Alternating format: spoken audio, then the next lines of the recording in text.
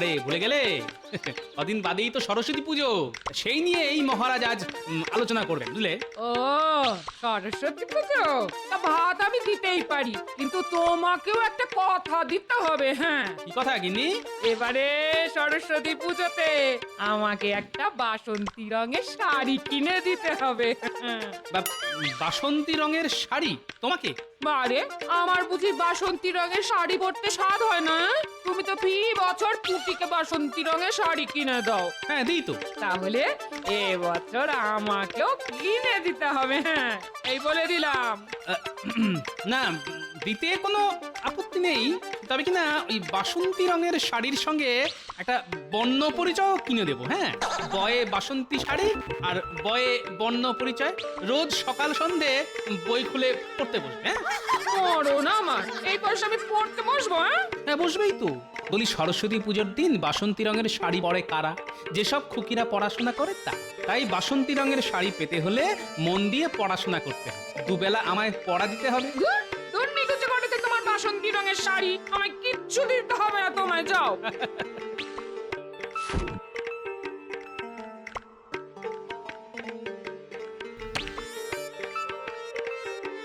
আরে ভাতের হাঁড়ি নামিয়ে নিয়ে চলে যাচ্ছ কোথায়? আরে ও গিন্নি, আমার ভাত। কিন্তু দেখছি আচ্ছা ঝামেলা, এক্ষুনি তো প্রলয় কাণ্ড ঘটিয়ে ছাড়বে। না, যেমন করি হোক শ্বশুর মশাইয়ের এই পাগল মেয়েটাকে ঠান্ডা করতে হবে। আরে ও গিন্নি, গিন্নি গো, আরে গোপাল দাদু, ও গোপাল দাদু। বোঝো, এদিকে গিন্নি, অন্যদিকে নাতি নাতনির দল। বল, কি বলবি? বলতে এসেছি যে কদিন বাদই তো সরস্বতী পুজো। তো অন্যবারের মতো এবারেও রাজবাড়িতে ঘটা করে সরস্বতী পুজো হবে তো? আরে আশ্চর্যের কথা শোনো, ঘটা করে সরস্বতী পুজো হবে না কেন? এবার কিন্তু আমায় আলপনা আঁকতে দিতে হবে। হ্যাঁ গো দাদু, পুটি না খুব সুন্দর আলপনা আঁকতে শিখেছে। ঠিক আছে ঠিক আছে, তাই হবে, পুটি আলপনা দেবে। তা তোরা এখন যা তো বাপু, আমায় আবার এক্ষুনি নিয়ে খেয়ে রাজসভায় যেতে হবে। আরে আজকে তো এই পুজো নিয়েই রাজসভায় আলোচনা আছে। তাহলে এখন আমরা আসছি দাদু, আমার আলপনা দেওয়ার কথাটা কিন্তু মনে রেখো। রাখবো রে বাবা, রাখবো। এখন তোরা আয় তো দেখি। গিন্নি, আরে ও গিন্নি। কি হলো কি? এমন করে গিন্নি গিন্নি করে পাড়া মাথায় করে তুলছো কেন? হ্যাঁ, আমি কি মরে গেছি নাকি? হ্যাঁ, বালাই ষাট, তুমি মরবে কেন? কিন্তু মুখের সামনে ভাতের থালা না পেলে আমি যে মরে যাব গিন্নি। কিন্তু আমার শাড়ি দেবো দেবো দেবো, কিনে দেবো। কিন্তু এই বয়সে আর এরকম ভারী চেহারায় বাসন্তী রঙের শাড়িতে তোমায় যে বড়ই বিদ্যে লাগবে গিন্নি। কি কি বললে? না, বলছিলাম কি, তুমি একটা ডুরে শাড়ি নাও, লাল পেড়ে শান্তিপুরে ডুরে কাটা শাড়ি। ও যা মানাবে না তোমায়, সত্যি বলছি, যে দেখবে সে আর চোখ ফেরাতে পারবে না গিন্নি। মরণ কথা চিনি দেখো, যাও নে এসো, আমি ভাত বাড়ছি, যাও। যাক বাবা, শান্ত হলো। বউ শান্ত মানে জগৎ শান্ত।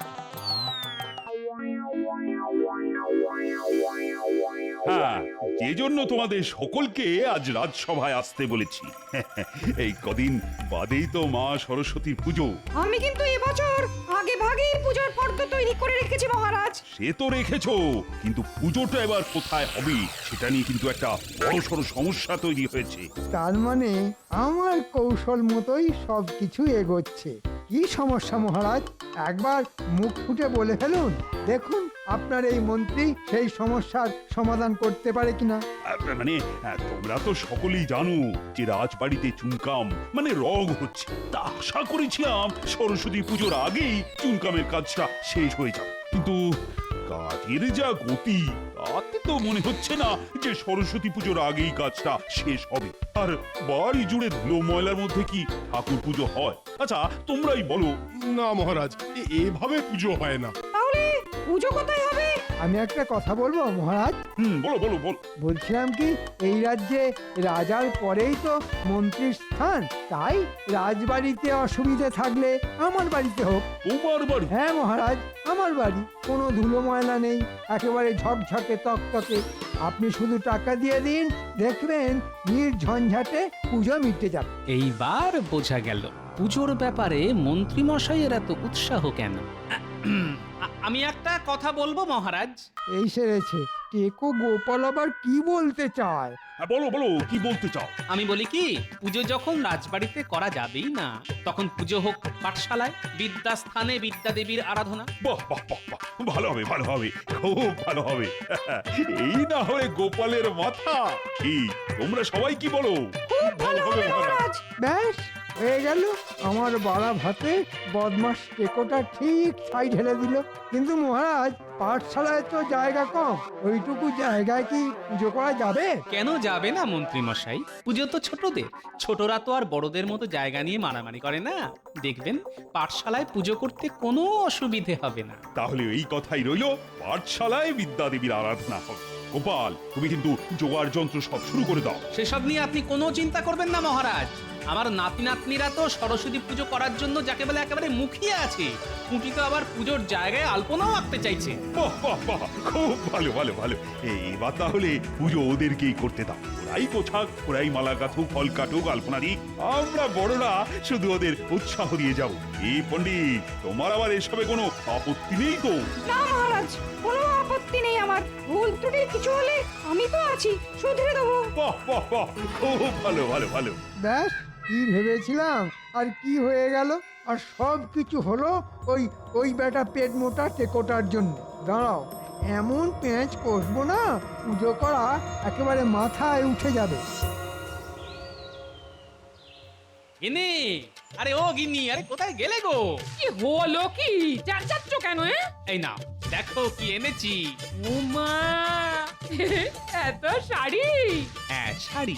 বাসন্তী রঙের পুটির আর লাল পেড়ে ডুরে শাড়িটা তোমার। কি পছন্দ হয়েছে? খুব খুব পছন্দ হয়েছে গো। লাল পেড়ে ডুরে কাটা শাড়ি, তাই এখন শুধু ভাব আর নয় আড়ি। যাও যাও যাও, কচি কড়াইশুঁটি আর তেল দিয়ে চারটি মুড়ি মেখে আনো তো দেখি, খুব খিদে পেয়েছে। আমি এক্ষুনি আনছি। দাদু, রাজবাড়িতে পুজোর কথা হলো? আরে হ্যাঁ, হয়েছে। আর একটা নতুন খবরও আছে। কি খবর দাদু? রাজবাড়ির বদলে এবার পুজো হবে তোদের পাঠশালায়। বাহ বাহ, কি মজা! আর পুজোর সব জোগাড় যন্ত্র করবি তোরাই। কেউ ফুল তুলবি, কেউ মালা গাঁথবি, কেউ ফল কাটবি। আর আমার আলপনা? আঁকবি তো, এমন সুন্দর করে আলপনা আঁকবি যাতে মহারাজ দেখে একেবারে মুগ্ধ হয়ে যান। তোরা ঠিক করে নে, কে কি করবি। আমি ফুল তুলে আনবো। আমি মালা গাঁথবো আর টেপা লাল নীল কাগজ দিয়ে শিকলি বানাবে। পুজোর আগের দিন আমি আলপনা দেব, আর পুজোর সকালে ফল কাটবো। ব্যাস, তাহলে তো হয়েই গেল। পাঠশালায় একেবারে জমজমাট পুজো। কুমন মশাইয়ের বাড়িতে ঠাকুর গড়ার বায়না দিয়েছো তো?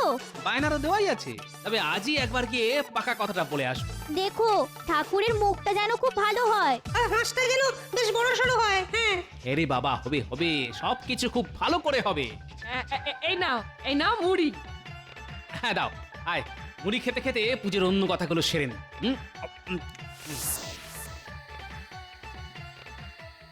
তাহলে আর কি হবে, চল ঘটা, শীতের সন্ধ্যায় কাঁথায় মুড়ি দিয়ে শুয়ে পড়ি। কেন কেন, কাঁথা মুড়ি দিয়ে শোয়ার কথা আসছে কেন?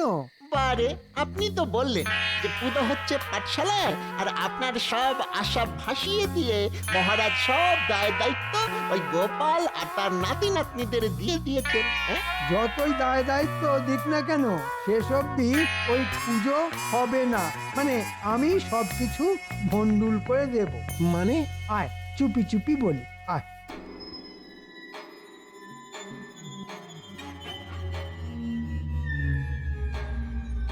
বাবারি বাবারি বাবা, কি বুদ্ধি! না মন্ত্রী মশাই, আগে বলেছিলাম আপনার মাথার ভিতরের কলকবজাগুলো সব সোনা দিয়ে তৈরি। এখন বলছি তার মধ্যে কটা হিরেও বসানো আছে। নিজের বাড়িতে নিজের মতো করে পুজো করব বলে মহারাজের কাছ থেকে কিছু অর্থ সাহায্যও নিয়ে আসবো। আবার পাঠশালার পুজো পণ্ড হয়ে যাওয়ার পর দেখবেন দলে দলে লোক আপনার এখানে সেই পুষ্পাঞ্জলি দিয়ে যাবে। টেকো গোপাল এসব দেখবে আর আঙুল চুষবে। আচ্ছা আচ্ছা, ওই কুমোর কি আপনার এইসব শেখানো কথা বলতে রাজি হবে? আরে, হাতে একটা টাকা গুঁজে দিলেই দেখবি ঠিক রাজি হয়ে যাবে। তোরা শুধু আসল কাজটা করে দিবি। আপনি কোনো চিন্তা করবেন না মন্ত্রী মশাই, আগের রাতে আমরা যাব। আর তাহলে এখন আয়।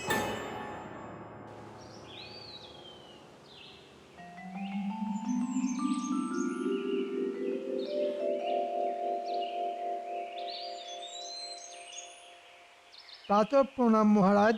আরে মন্ত্রী যে, বলো কি বলবে? আগে মহারাজ, কাল রাতে একটা কাণ্ড হয়েছে। কাণ্ড? কি আবার কাণ্ড? রাতের বেলা ঘুমের মধ্যে আপনার বৌমা স্বপ্নে মা সরস্বতীকে দেখেছে। হ্যাঁ? মা সরস্বতী স্বপ্ন? এ তো খুব পুণ্যের কথা। স্বপ্নে মা নাকি পুজো চেয়েছেন, তাহলে করে ফেলো। কিন্তু কি করে করব মহারাজ? ছোটখাটো করে করতে গেলেও তো অর্থের দরকার। এদিকে আমার হাত যে একেবারে খালি। ঠিক আছে, সেসব নিয়ে চিন্তা করতে হবে না। যা যা দরকার হবে বলো, আমি দিয়ে দেব। আপনি আমাকে বাঁচালেন মহারাজ। এই মুহূর্তে আমার পুজো করার সামর্থ্য নেই শুনে আপনার বৌমা এমন কান্নাকাটি করতে শুরু করে দিয়েছে যে কি বলবো। না, তাকে কান্নাকাটি করতে বারণ করে দাও। আরে আমি আছি তো নাকি? সেটাই তো আমার সব থেকে বড় ভরসা মহারাজ। প্রাচীন বটগাছের মতো এমন মাথার ওপর পাতার ছাতা ধরে দাঁড়িয়ে আছেন যে একটুও রোদের তাপ লাগে না। আপনি তো আর বুঝতে পারলেন না, হাল কেটে কত বড় কুমিরকে ঢুকতে দিলেন। তাহলে তাহলে আমি আমি আসি মহারাজ। হ্যাঁ, এসো।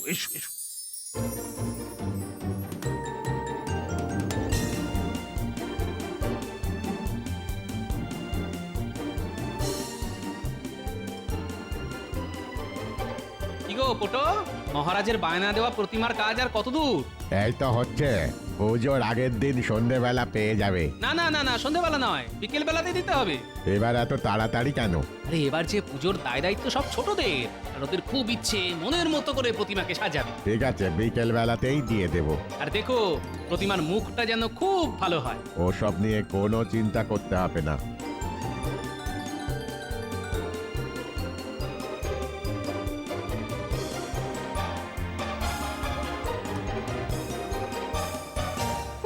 দেখ তো টেম্পার শিকলিগুলো ঠিকঠাক হয়েছে কিনা।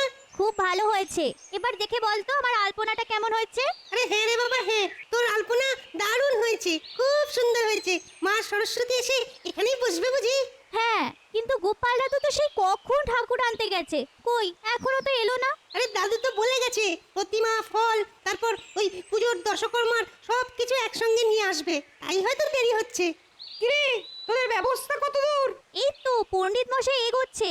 বাহ, রঙিন কাগজের শিকলি দিয়ে কি সুন্দর মণ্ডপ সাজিয়েছিস তোরা। তারপর এত সুন্দর আলপনা। বাহ বাহ বাহ বাহ বাহ, তোদের যে এত গুণ, এ তো আগে জানতাম না। ব্যাস হয়ে গেল, একসঙ্গে সব বাজার করে নিয়ে এলাম। শুধু দই আর মিষ্টি আসবে কাল সকালে। রাজপণ্ডিত, আপনি কিন্তু দশকর্মার জিনিসগুলো ফর্দ অনুযায়ী একটু মিলিয়ে নেবেন। সে আমি ঠিক মিলিয়ে নেব। দাদু, ও দাদু, ঠাকুর কোথায় গো? ঠাকুর আসছে, ওই দেখ। বাহ বাহ, কি সুন্দর ঠাকুর। কোথায় রাখবো? ওই যে গোল করে আলপনা দেওয়া হয়েছে, ওইখানে রাখো কাকু। একটু সাবধানে বসাও, আমার আলপনা কিন্তু এখনো কাঁচা আছে। ঠিক আছে রে বাবা, ঠিক আছে, দেখবি তোর আলপনা একেবারে ঘাটবে না। দেখি, বাহ, খুব সুন্দর মানিয়েছে রে। কিরে পুটি, ঠাকুরের মুখটা ভালো হয়েছে তো? খুব ভালো। কিন্তু দাদু, ঠাকুর তো এলো, কিন্তু ঠাকুরের হাঁস। আহা, আসছে। ওই দেখো, ওই পোটো মশাইয়ের ছেলের কোলে চেপে আসছে।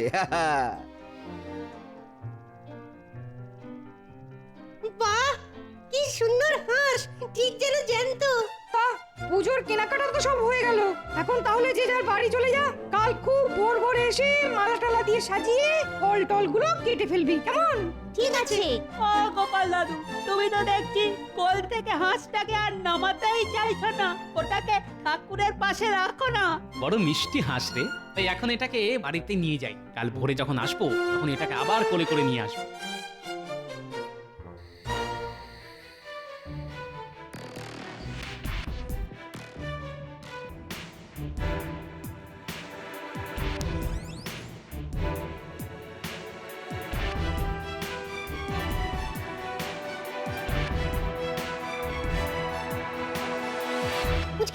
এই কাক ভরে পুকুরের ঠান্ডা জলে চান করে কিন্তু খুব শীত করবে।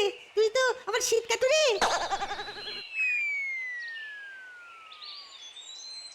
আরে দেখ, মন্ত্রী মশাইয়ের বাড়িতে সরস্বতী পুজো হচ্ছে। আরে ঠাকুরটা ঠিক আমাদের পাঠশালার ঠাকুরের মতো দেখতে। হয়তো একই পোটো মশাই তৈরি করেছে। চল চল তাড়াতাড়ি চল, আমাদের এখন অনেক কাজ।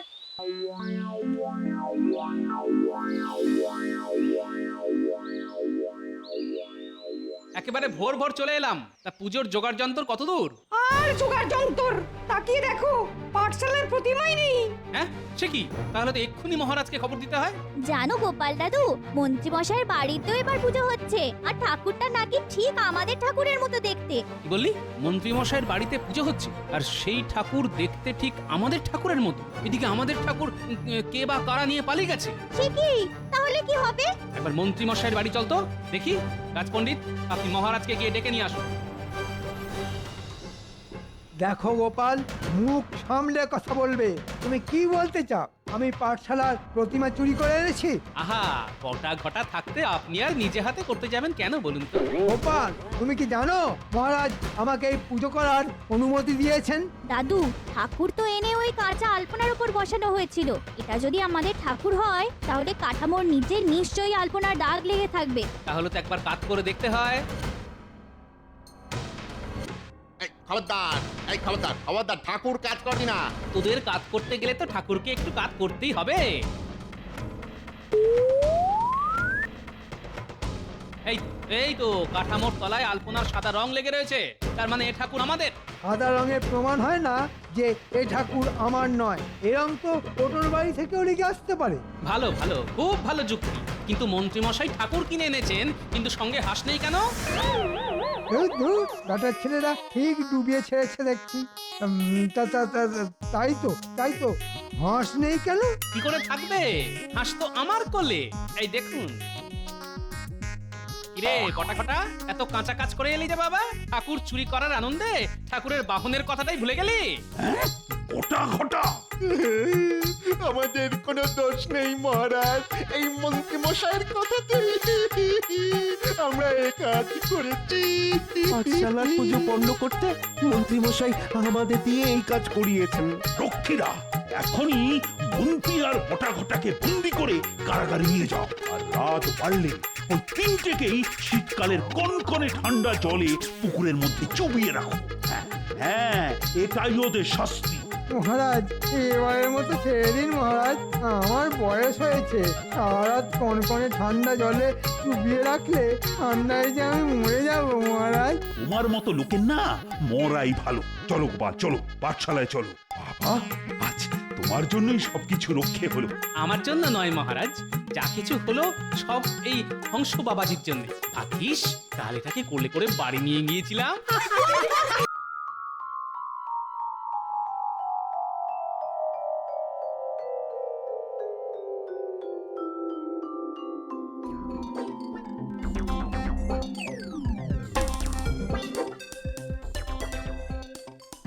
আমাদের ডেকেছেন মন্ত্রী মশাই? হ্যাঁ রে, শোন, কথা আছে। বলছি কি যে কদিন পরেই তো সরস্বতী পুজো। তাতে আর আমাদের কি? আমরা তো আর ওই লেখাপড়া জানি না, আর ওই পুষ্পাঞ্জলিও দেব না। কথার মাঝে এমন ফটাং ফটাং করে কথা বলিস না, শুনলে না গা পিত্তি জ্বলে যায়। আহা, রাগ করছেন কেন মন্ত্রী মশাই? ঘটার ঘটে যে বুদ্ধি কম সে তো আপনি ভালো করেই জানেন। কোথায় যে কি বলতে হয় মুখ্যটা সেটাও জানে না, তাই ওর কথায় কান্না দিয়ে বলুন তো কি বলতে চান। ভাবছি এবার আমার বাড়িতে সরস্বতী পুজো করব। আপনার বাড়িতে সরস্বতী পুজো? বাহ বাহ বাহ বাহ বাহ, খুব ভালো কথা। আমরা এসে পেট ভরে প্রসাদ খাবো। কিন্তু মন্ত্রী মশাই, হঠাৎ করে সরস্বতী পুজো করবেন কেন? তাতে তো বিস্তর খরচ। আপনি তো আবার বাঁ হাতের রোজগারে বিশ্বাসী, খরচ করছেন না। ঘটার সঙ্গে থাকতে থাকতে না তুইও দেখছি দিনকে দিন একটা ছাগল হয়ে যাচ্ছে রে। নিজের পয়সায় পুজো করতে যাব কেন? পুজো করব মহারাজের পয়সায়, আর পুজো করার সুবাদে একটু ভালো মন্দ খাওয়া দাওয়া আর কিছু পয়সা ট্যাকস্ত করে নেব। কিরে, কিছু বুঝলি? কি করে বুঝবো বলুন? আপনার কথায় না আছে লেজা, না আছে মুড়ো, মধ্যিখান থেকে বললে কিছু আর ধরা যায়? তাহলে পরিষ্কার করেই বলছি, গত কয়েকদিন ধরে রাজবাড়িতে চুনকাম হচ্ছে। সে তো জানি, টাকা থাকলে ভূতের বাপেরও শ্রাদ্ধ হয়, আর রাজবাড়িতে বছর বছর চুনকাম তো হবেই। বাজে না বকে আমার কথাটা শোন। হ্যাঁ বলুন। মিস্ত্রিকে ভুজুং দিয়ে এমন বন্দোবস্ত করেছি না বাবা, সরস্বতী পুজোর আগে চুনকামের কাজ কিছুতেই শেষ হবে না। কিন্তু রাজবাড়িতে চুনকাম শেষ হওয়া আর না হওয়ার সঙ্গে সরস্বতী পুজোর কি সম্পর্ক?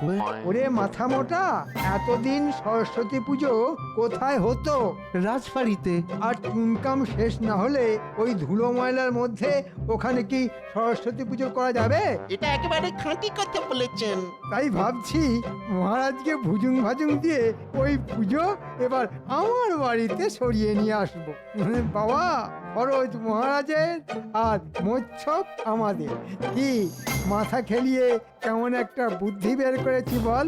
এ বাবারে বাবারে বাবা, কি জমাটে বুদ্ধি! মন্ত্রীমশাই, মাঝে মাঝে মনে হয় আপনার মাথাটাই শুধু সোনা দিয়ে বাঁধানো নয়, মাথার ভেতরের কলকবজাগুলো সব সোনা দিয়ে তৈরি। তা বলুন, আমাদের কি করতে হবে? রাজবাড়ির পুজো আমার বাড়িতে চলে এলে তোদের কিন্তু খুব খাটাখাটুনি করতে হবে। মনে রাখবি, গোপাল যেন এর ভেতর একেবারে মাথা গলাতে না পারে। আপনি কোনো চিন্তা করবেন না, আমরা তো আছি, আপনার অন্ধের জ্যোষ্ঠী আর অন্ধকারের আলো। আমরা ভালো, আপনি কালো, না মানে আপনিও ভালো।